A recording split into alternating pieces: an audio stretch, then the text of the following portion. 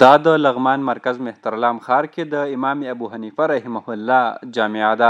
تازه له یادې جامعې څخه 232 تنه فارغ او د فضیلت پګړۍ ورپه سر شوې. سیر په سیر باندې یو ځل بیا تقریبا له 200 نه پورته فارغان موږ لرو چې تقریبا 223 تنو ته تعداد رسیده.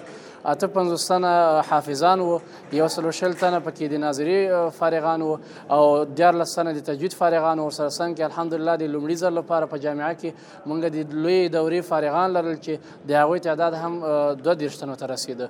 بل لور ته له یادې جامعې فارغ شوي له خپلې کورنۍ، ښوونکو او د امام ابو حنیفه جامعې له مسؤلینو مننه وکړه چې دوی لپاره یې په نوموړې جامعه کې د بېلابېلو زده کړو زمینه برابره کړه.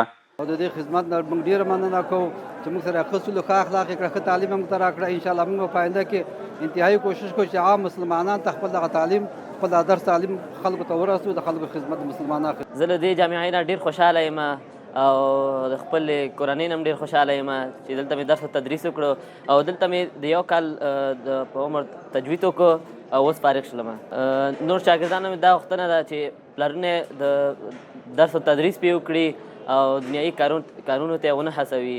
د یادونې وړ ده چې سږکال تر دې وړاندې هم له بېلابېلو مدرسو سلګونه عالمان فارغ او د فضیلت پګړۍ ورپه سر شوي.